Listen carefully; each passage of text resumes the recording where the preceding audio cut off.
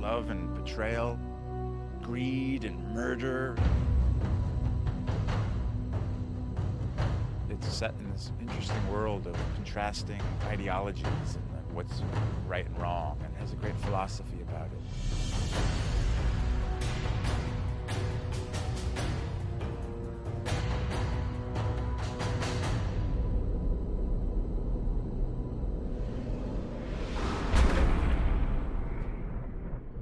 Game of Thrones is about power struggles in a fantasy kingdom called Westeros, and it's about the struggle for the Iron Throne, which is the seat of power in this kingdom. There's a war coming, Ned.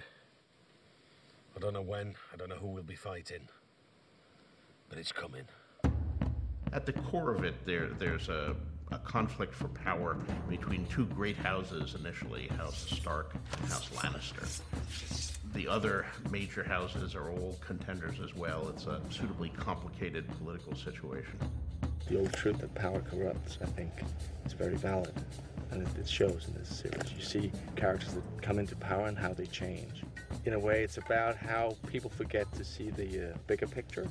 There's a common threat that everybody kind of ignores because they're too busy pursuing their own interests. And meanwhile, outside the Seven Kingdoms, two great threats are rising. One across the sea in the exiled Targaryen siblings, and another one far to the north, beyond the Wall, which is the boundary of the Seven Kingdoms, in lands of perpetual ice and cold, where a supernatural threat is stirring. It's very different from anything that's been done. I can't think of another fantasy which is as dark as this one is, which is as gritty and as real. Every single character is incredibly complex. You think you know them, you think you've got them pegged as what they seemingly are, but they really aren't. Is there someone in your service whom you trust completely? Yes. The wiser answer was no, my lord. It's not a good guys, bad guys story. It's a story where everybody is pursuing their own interest and everybody is following their own code, and it's about those interests and those ethics coming into conflict with each other, and it just provides a much richer story than the guys in white beating the guys in black. Lord Baelish, perhaps I was wrong to distrust you. Distrusting me was the wisest thing you've done since you climbed off your horse. It's quite a big, sprawling, epic kind of story, and fascinating characters, different characters, very rich, sort of tasty characters in there. You don't know who they all are and how they fit in. Shouldn't be out here, my lord. There's no telling who has eyes where. Let them look. So I've found it's very dense and it's very multi-layered. I think that's what I found quite intriguing and quite fascinating about this thing.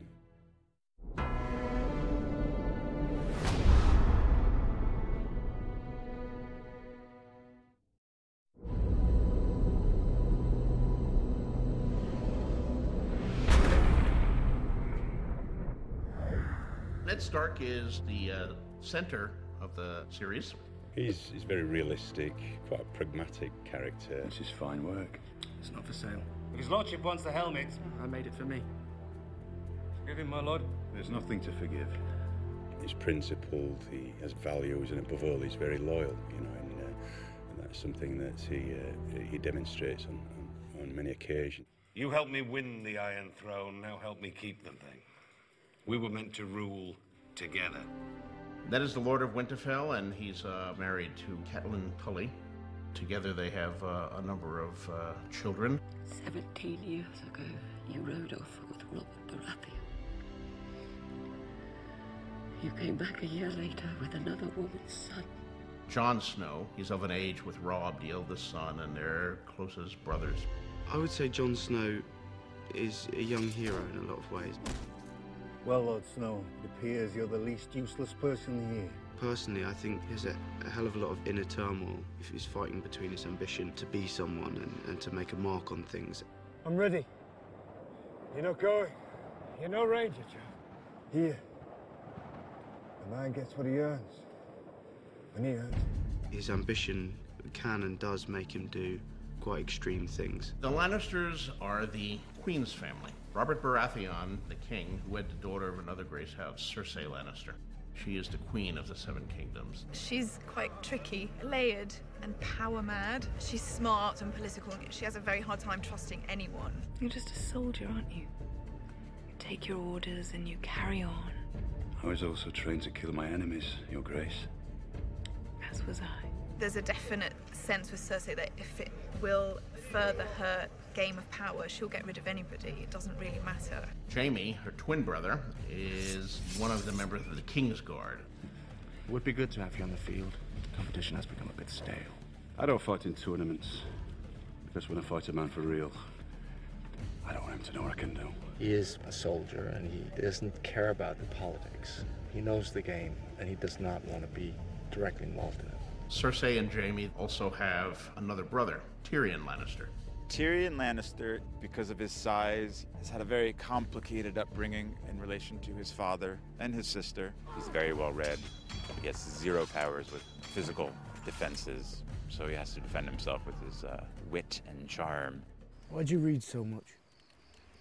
Look at me and tell me what you see. Is this a trick? What you see is a dwarf.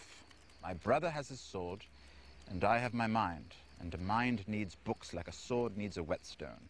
There's a set of characters that you also encounter who are across the Narrow Sea on an entirely different continent. May I present my honored guests, Viserys of House Targaryen, the rightful king of the Andals, and his sister, Daenerys of House Targaryen. He's a man on a mission. He's fairly obsessive about one thing, which is regaining his crown. When they write the history of my reign, sweet sister, they will say it began today.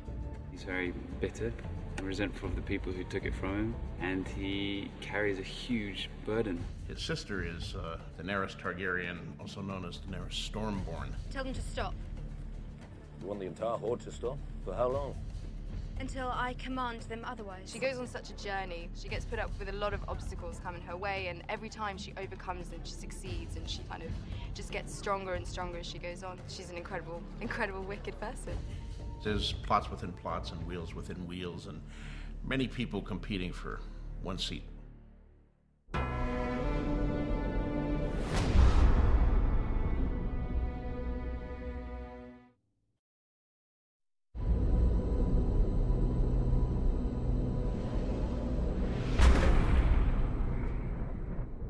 Going into this, it's always been something very important to us, that things never look fake. For us, it's more about creating this world and making it an authentic and believable world, but it's not our world. We were lucky enough to have the help of a tremendously gifted art department. I'm responsible for the look of the show, from the kind of the floor to the sky. I'm working out what the CGI is going to be, the whole look of it from there downwards, so that we have a complete look to the series.